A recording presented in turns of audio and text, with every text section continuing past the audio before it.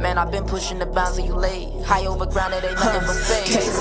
Getting rid of rap with a little header and it's telling do it better rap, or they never gonna change up. I flow with by four through the maker. I don't see your way, drop the anchor, yeah.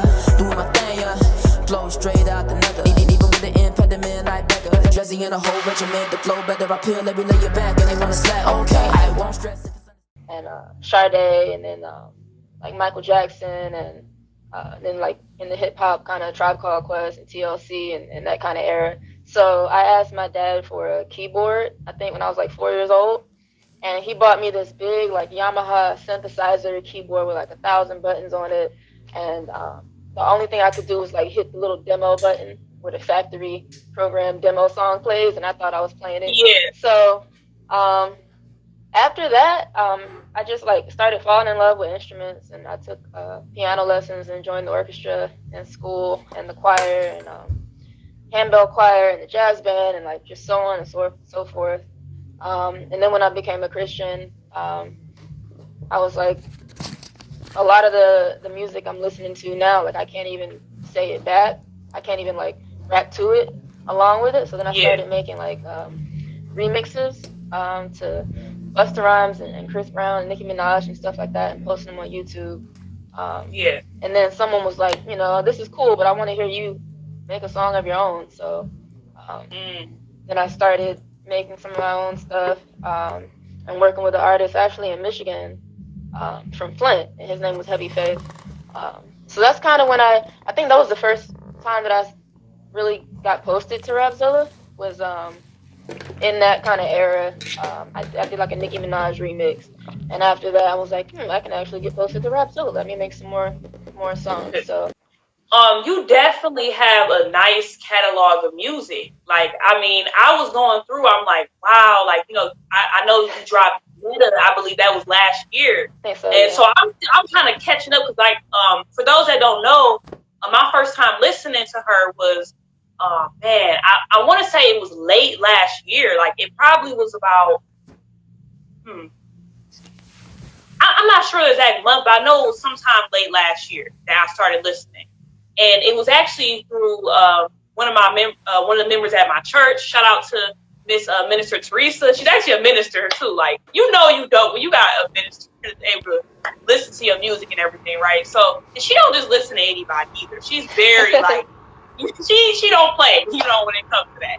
So she actually put me on you. Like, she was like, yeah, you know, have you heard of Kfire? And I'm like, no, I haven't. And she played, I think it might have been The Low. She played The Low, and it was one other song, and I was like, wow, she is super dope. And ever since then, like, I subscribed on YouTube. I've been, you know, following on Instagram. I was like, okay, I gotta know. Keep dropping music, right? And you know, we'll get into the project as well. We definitely have to talk about that. I love it. I have to say, like, thank you. Did you do all the production on that? So let's see. I produced. All right, so what I didn't produce was Untitled Chapter, let's see, Hey Arnold, and I think everything else on there I produced. Yeah, I produced the other 4 songs. So yeah, on Meta, I think it was a little, a few more producers than on 111. On 111, it was mostly my stuff.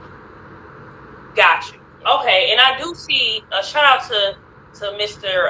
Ironically, he did ask, where's your music? So, can you, I mean, I think it's on all streaming platforms that I know, but YouTube, Spotify, saw it, but you can go ahead and let them know. Yeah, it should be everywhere. If it's not everywhere, that's DistroKid's fault, but it's definitely on Spotify and on iTunes, and there's like a long kind of trail just on YouTube. If you just search Sade, you'll see like all the Rapzilla archives, stuff like that. And then my old group's name used to be the Knu Black. So. Are you just like constantly in the studio, like working every day? Like, how often are you creating music? Like, cause I mean, I was like blown away. I'm like, man, like I would hear this song, I'm like, oh, she got something else here. Like, I was like, all right, this is dope. And I was happy. I'm like, all right, she got a nice amount of content where I could, you know, listen all day. Like, it's dope. So I also studied audio engineering in college, and a part of, I guess, my thinking is I want to make that like count for something, because I'm still paying off like student loans and all that. So I don't want to like, I have a degree in it and I want to like put it to use somehow. So me making songs is also just me practicing like the skills I learned in school. And so when I was making music with the group, we had somebody mix and master everything, and we were, you know, having producers produce it. But for this, for Meta and some of the singles you talked about, like the Low and Moves and some of the other ones I put out like last year, it was kind of just, I got to get something out, and it might not be like, you know, the top level it could be, but I want to just start getting songs out. So once I started building momentum with that, I was like, okay, I might be able to, you know, make a song a month or a song every 3 weeks. And I kind of just found my workflow, and like in my DAW, my production software, it just works for me to be able to turn out like a beat really quickly, to the point where I built up like maybe 50 or 60 beats that haven't even been used like to this day. So I think just like building up a backlog like that makes it easier to just put songs out more quickly than working on like one song at a time, and that's all you focus on for months or however long. Right, that makes sense. That's dope. Okay, so you know, so shout out to Teresa, because she just checked in. She's the one who put me on your music. So I have to say shout out Teresa. Yes. So what or who are some of your inspirations in music? Who are some people you were heavily influenced by when you first started doing it? Just through my life, definitely Sade, who I'm named after, the band from the 80s. So her music, Tupac, Lupe Fiasco, like if we're talking like rap music, and then R&B, it'd be like Aaliyah and Donny Hathaway, and just all different genres of music. Have kind of crept into my, like, I've like internalized them. So I listen to like movie soundtracks and heavy metal and a lot of that stuff, and I don't listen to rap like while I'm working on rap music. But as far as hip hop goes, it'd be like Tupac, Lupe. As far as production goes, it'd be like Timbaland, John Bellion. And then when I started getting into Christian rap, I was listening to a lot of Bizzle. Bizzle's like my favorite Christian rapper. Me too. So. Dope. Okay, that's what's up. I was gonna say, like, when I was listening to your music, I try not to compare people, but sometimes you just think like, man, this person remind me of this person type thing. And when I was listening to you, I couldn't just pinpoint one artist, right? I'm like, man, this remind me of like TLC, this remind me of like Aaliyah, but it also, I hear like, a lot of the storytelling elements in it as well. So I'm like, it's dope all around. I'm like, bro, like the perfect, which I'm gonna get into that album, but I'll say this. It's like the perfect it's a modern sound you have, but yet it's also like 90s as well though. Like I love that. Like you have like this perfect mixture where it sounds like it's original. Like it sounds original. You feel what I'm saying? But yet I could still hear a little bit of the 90s sound a little bit in it. So it's really dope, man. I enjoy it so much. From your production to even like your lyrics and your flow. Actually, there's a few quotes I have of yours that always stuck out to me. And so I know that this is an older song that you did. But was this from this is from the Low too. Yeah, this was from the Low. I think you were yeah, you went in on that song, by the way. Okay. You were like, you know, why are you looking at me to agree? Hey, why are you looking at me to agree? Why are you looking at me to agree? Why am I scared to say what I think, even when I know it's the truth? Why are you looking at me to agree? Why are you looking at me to agree? Why am I scared to say what I think, especially when I know that it's the truth? Something is wrong, they wearing me down. I cannot fly so short in the... I remember, like, that just stuck out to me in that song. Like, I was like, bro, it hit my heart, because I guess for me, when you growing up and everything, especially, you talk about yourself on the album being an introverted genius. You said people refer to you as an introverted genius. Yeah. And I always consider myself an introvert as well. And I just always kind of had this internal battle with like, trying to fit in, I guess, but at the same time, I feel like because I was a good listener, you know what I'm saying, people would talk to me and everything, but you can feel that pull when a person's trying to get you to say what they want you to say versus what they need to hear. So I guess like when you said that, like for me, I was just like, oh my gosh, I can relate to that so much.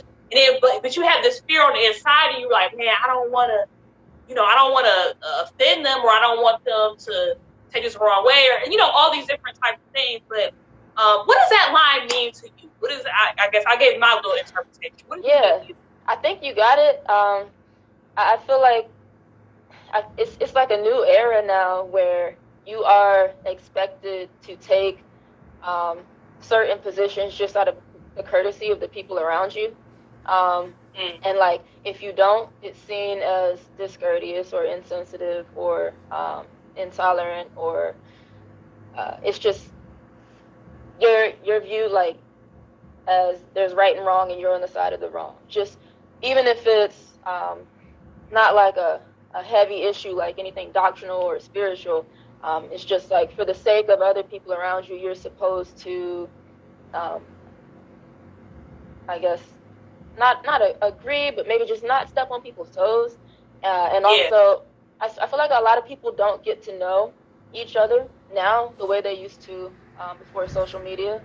And sometimes people become disappointed in you, the version of you that they thought they knew based on your social media, when they actually do have a conversation with you and find out where you stand, what your worldview is, and all that. So it's kind of like before we start making evaluations of people, it's like we should get to know them and get to know what they think about things, and not be so taken aback when we find out that maybe they do have some differences than we do, and just the way they see the world and process it, especially for Christians.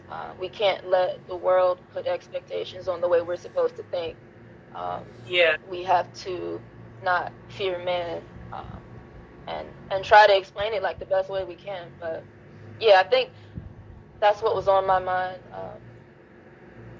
You can't know something is the truth and then just go along with something completely contrary to that, just to stay on good grounds with other people.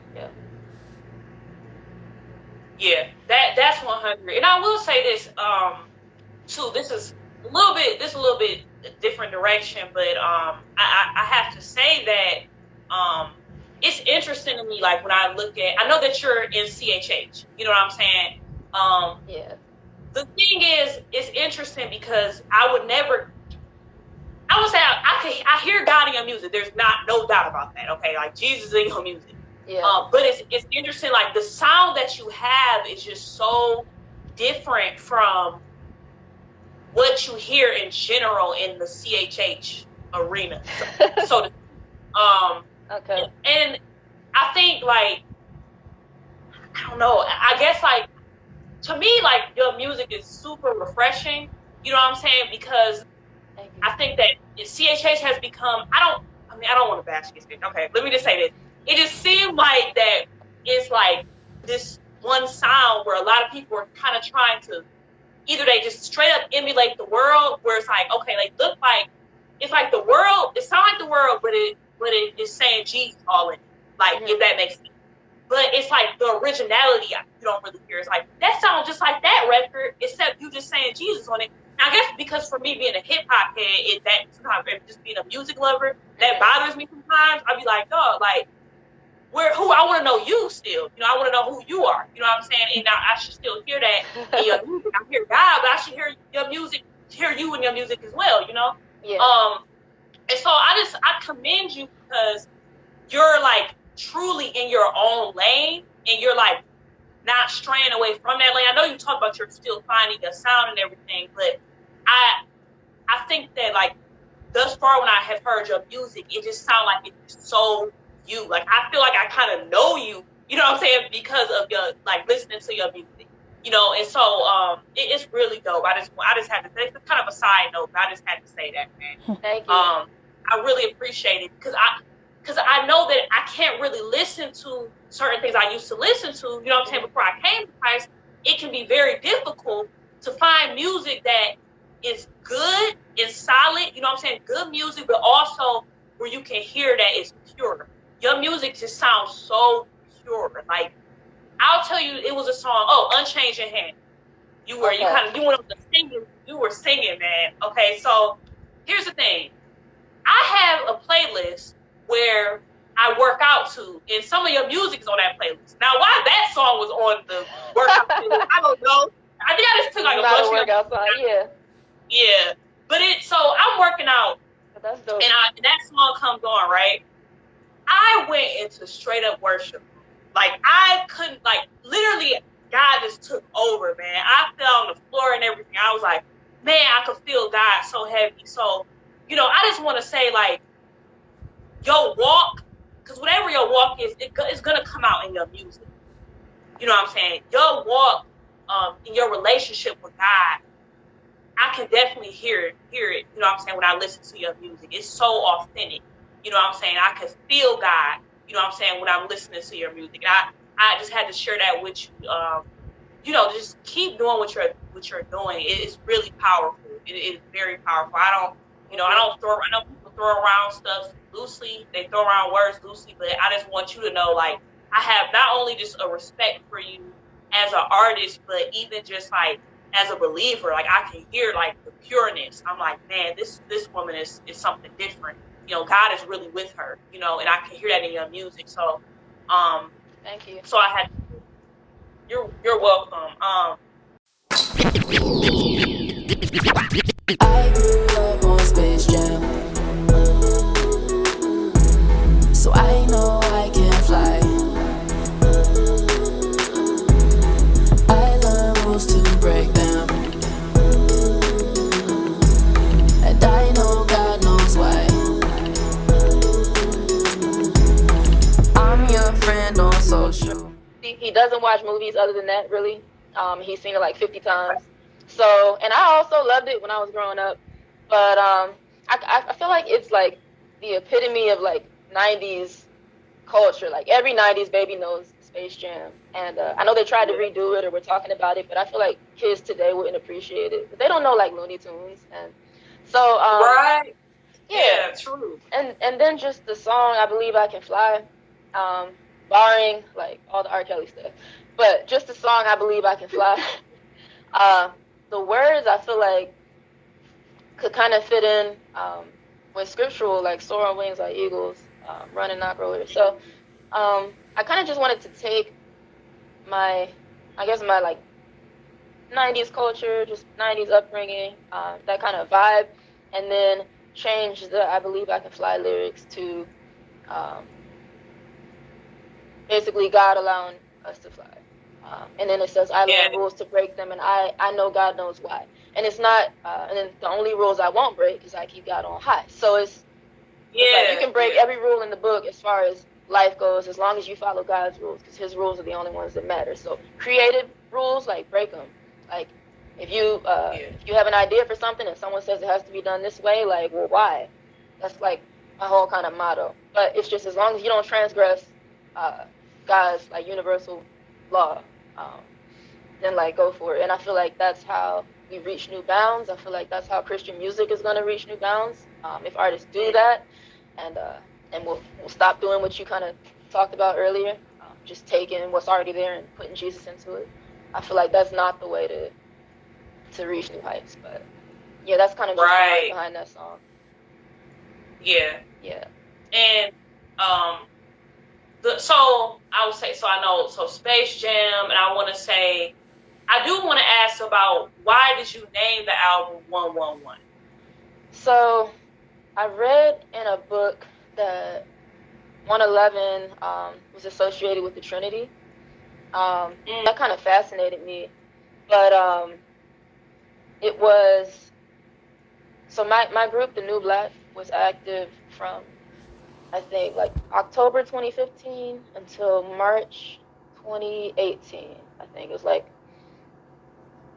same year I got married. So right before our group kind of started to split, we had a performance, and it was on January 12th. And it was like, that was kind of the day that the group started ending or falling apart. And so January 11th was really the last day. It was like the last moment of that era, and it was kind of like the tide just shifted, like between January 11th and January 12th. And so that's why the artwork is like the parting of the Red Sea kind of. I feel like that is kind of a changing of the tide for the Israelites when they cross the Red Sea and they get the Ten Commandments from God. It's like kind of the new era starting. And then the Trinity is just the Father, the Spirit, and the Son. It's kind of, you have to go along with God's will, and you can't always hold on to what you think you're supposed to have, or what you think you're supposed to be doing when God, you have to follow God's plan, regardless. So I wanted to have something in there that represented that. I wanted the background to have water, because I feel like water kind of symbolizes a rebirth, like baptism. And then also like the Red Sea and then the flood. So that's kind of where that whole concept came from. But okay, yeah, that's great. That's great. I love that. Wow, that is deep. Teresa said that's deep. Yeah. So, what is your favorite song on the album and why? Oh, all right. My favorite song. So the most painful song was Untitled Chapter. I've been working on that song for like maybe 3 years. And that's one of my favorites, by the way. Really? That's one of my favorites. Untitled Chapter. Yeah, okay. I really like it. I'm glad it paid off, because that song was like a pain. But yeah, that's probably my favorite, at least in terms of like the vibe. But my other favorite is Cross on Me. That was my favorite beat to make. It was just so fun. Like, it just came out really bouncy, and I was like enjoying it. I was like, right. And this was like that and the actual 111 song. They were like the last 2 songs that I finished producing, and I just had to like get those right, and then I was so happy with like how they turned out. But in 111 like thank you. Yeah, I kind of felt something when I was producing that. It was like dun, dun, dun. It was just it moved me, so that had to be like the title track. Yeah.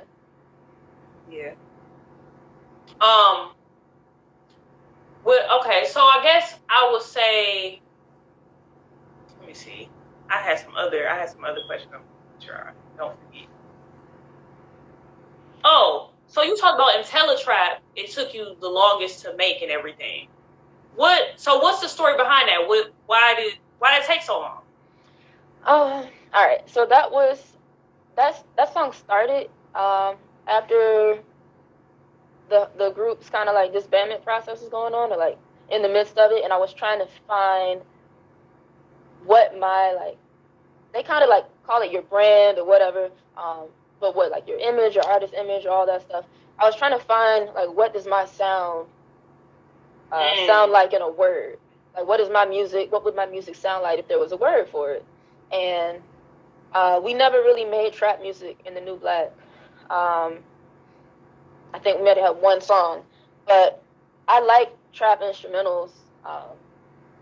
Like, I don't make a lot of songs like with them, but I appreciate them. I just wanted something with some thought put into it and some substance in the lyrics to go along with a beat kind of that's hard, like, you know, trap beats are. So, and then I also wanted the melodic element in there. So IntelliTrap is kind of like that intelligence, maybe like music with thought put into it, but it's also kind of like, you know, you can still bounce to it. So that was the word I came up with just how I would describe my sound. And then also I use my UFO emoji a lot on social media. Yeah, I noticed that. Yeah, so I guess that kind of plays into it a little bit, like the extraterrestrial intelligence or whatever. Yeah. Got you. Yeah, that's dope. Yeah, the song itself, when I say it took a long time, it was just the mix. It was just like getting the mix right. Oh, there were so many elements going on. There's like 60 tracks in that song, I feel like, and there was just a lot of harmonies, and I was just doing too much. But praise God. Your harmonizing though is clutch. I love it. Thank you. I love it. Like I'll be like, wow, this so is fun. Because you go like kind of like. You said what? It's fun to do, like in the recording process. Yeah. I think for me, one of the reasons why I really rock with the whole harmonizing aspect is because even though I'm a rapper, like I really am like an R&B head kind of. Like I really love R&B, so it's like it's really dope when you come across like that perfect combination of like, okay, you have the rap, you know what I'm saying, and you have the melodic, you know, the singing and the harmonizing dynamic going on too. So that's really awesome. I love that. So there was another quote, and I should have brought this up earlier. It was I believe it was from Space Jam. Correct me if I'm wrong if it's not, but I think it is from Space Jam. Okay. So we talk about, although I'm not perfect, I set my standards high, so y'all cannot confuse me. I keep my hand in God's. Mm-hmm. That was really powerful to me. I kind of wanted you to elaborate a little bit more on that, like what that means to you, that quote.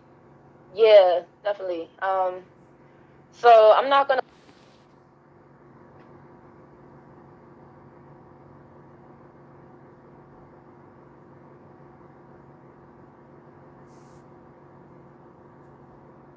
Can't hear me. All right, so we're gonna try this again. Let me see.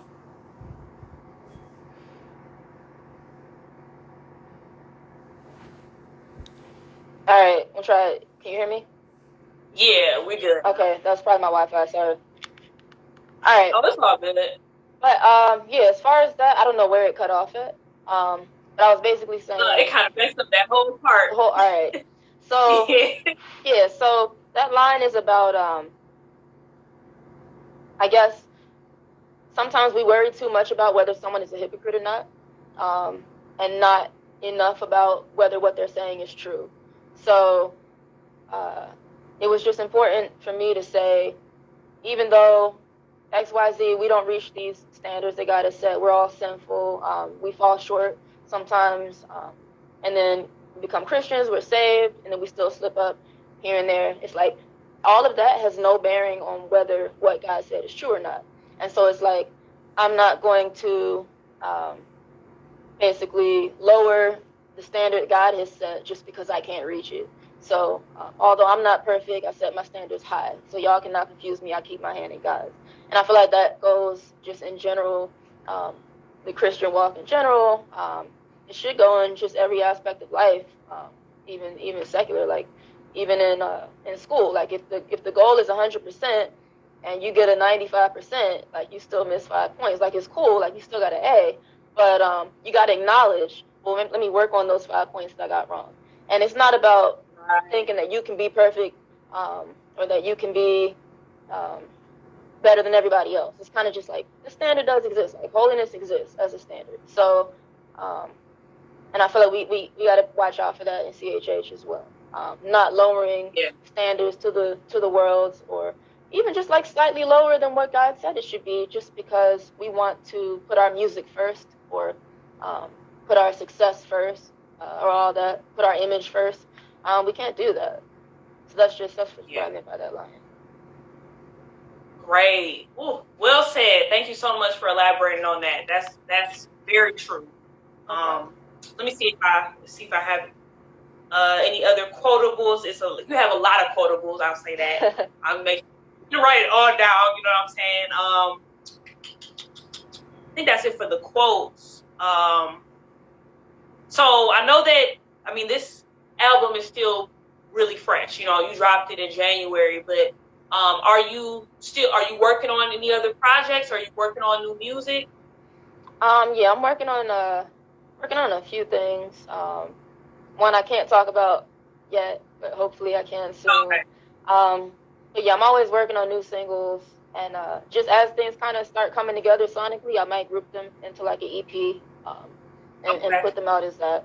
But yeah, like I have such a backlog of songs that I just have to figure out, one, how to finish them, whenever I have time, and then two, like how I want to present them to the public.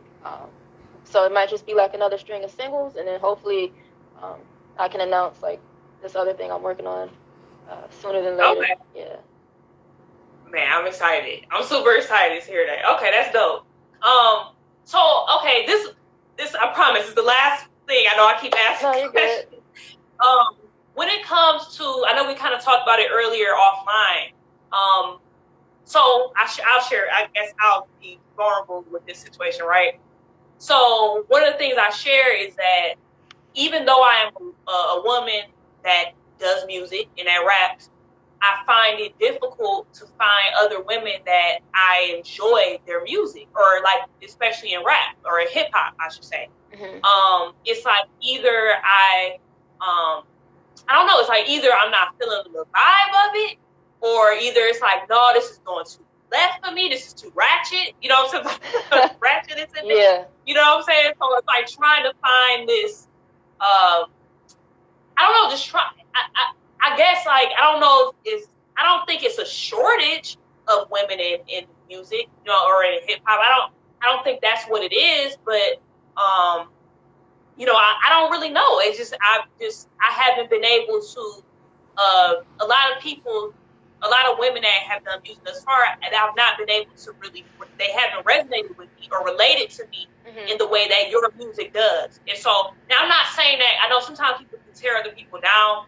I'm not trying to tear anybody else down. You know what I'm saying? But I have to be honest when I say that, like, literally, like, you know, you're one of those artists that, not just because, I mean, you have the full package of an artist. Like, you can rap, you can sing, it's so much going on in what you do. And I can say that you're my favorite female rapper, artist in general. You know what I'm saying? Like, and I'm really, that's why this interview to me was like equivalent to, like, I'm a big fan of like Kendrick and like J. Cole. I know I gotta, you know, I try to, you know, I gotta protect my spirit. You know, I gotta be careful what I listen to. But I have, you know, I'm fans of theirs and everything. This interview was equivalent to that for me. Like, if I had J. Cole on here, like, that's what this meant, because I'm like, dog, like, I have yet to, like, find an artist that I really, really rock with. Like, I'm like a fan. Like, they dropping something, I'm on it. You know what I'm saying? Like, I'm looking, like, I'm downloading. And then I think the other, and I'll ask you this, like, do you find it, like, I know for me, it's sometimes hard for me to listen to other artists, not because I'm, like, hating on them or nothing, but simply because I'm so focused on my own music that I have a difficult time finding that balance of being able to listen to other people's music. And so, so it's not even, sometimes it's not even just not to their talent or anything like that, not that they're not talented, but it's just like, when you're an artist yourself, you're just really kind of just in work and grind mode. But I could say you're one of those artists that really got me out of grind mode, and I'm able to listen to your music and, like, kind of forget that I'm a rapper. You know, I'm just like, oh, I'm like, dog, I'm like, no, you know? Yeah. And so, so I had to share that with you, but I wanted to ask you, though, why do you think that is, that it's harder for people to sometimes gravitate towards women that do music or that do hip hop?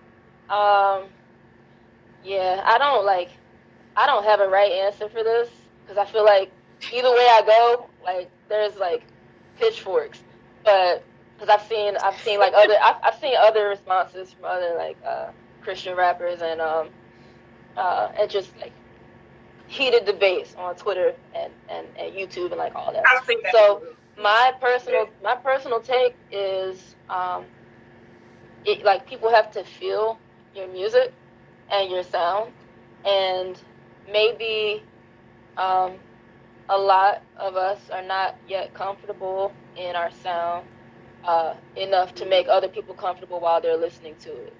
And bro, yeah, you gotta be like, that's deep. You gotta be comfortable when you're making your song.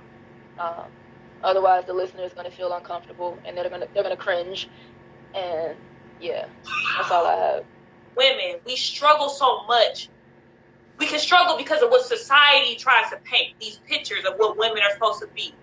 And I never thought to myself, like, I never really thought about the fact that when an artist is creating, you know what I'm saying, if they're not comfortable really yet in showing and being vulnerable with who they are and everything like that, the listener will be able to recognize that. I never thought about that. Like, you can try to camouflage it, make it sound as dope as you want, but it's like almost really you can feel somebody's spirit in that music. You know what I'm saying? So, man, that is really dope, man.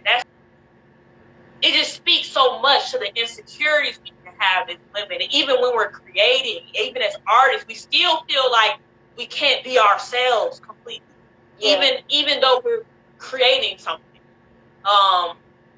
And to go on that, it's also something I've talked to like male artists that I've worked with, and just like mentors in CHH, is that it was just hard to, other than Lauryn Hill, it was just hard for me to see the spectrum of what female rap can be without having to step away and just say, like, how would I make a song if I never heard rap in my life?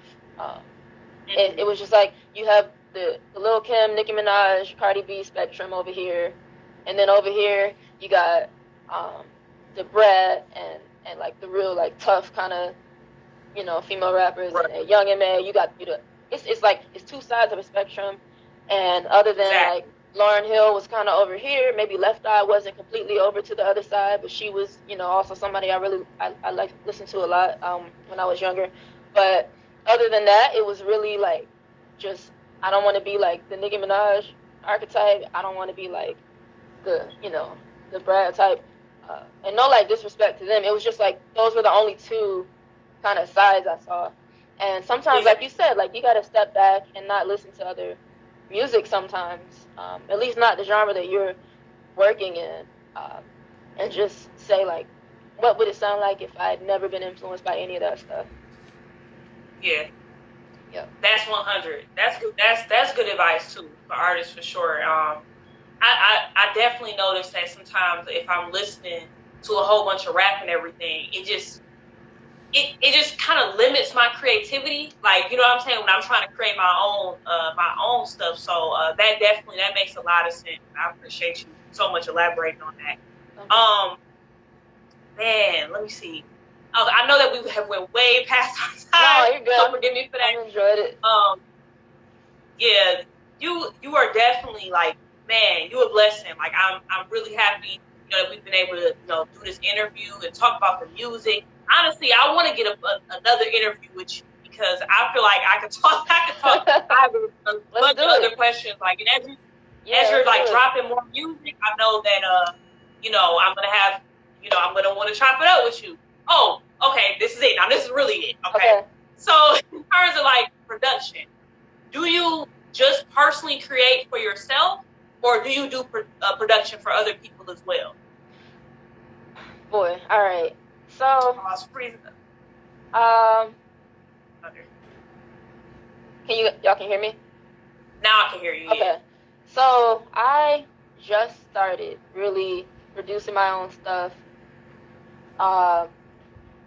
Like I said, like that January, like 2018, and before that, I started producing. I didn't start with rapping. I started in middle school, like with this software called Magic's Music Maker, and I was making beats and stuff on that. But I never really produced for myself until like 2018. So with like, I have a full-time job, and like with all of that, and then on top of my own music, I just haven't had time to like look into producing for other artists yet.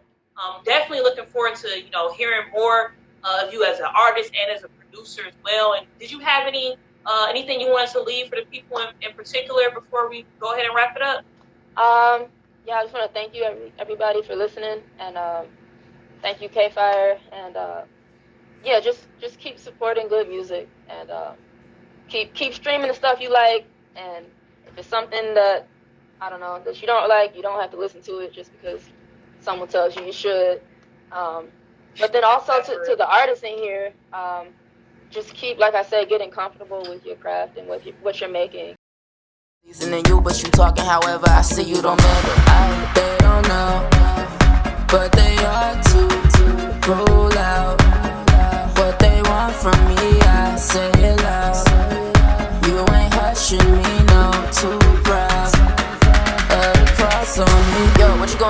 quick, just follow me, KAYSADE321. What's up? Those who can't do say you can't too, but you can't know me and doubt me too. So I just go with the way I know how, and don't just go with the ones who slow down, cause I don't slow down. But I might hold down, get up, a Cotton Eye Joe, I'ma show down. Y'all gotta relieve the chains of your circle. Maybe not being the coolest is a virtue. I'm talking the ones that didn't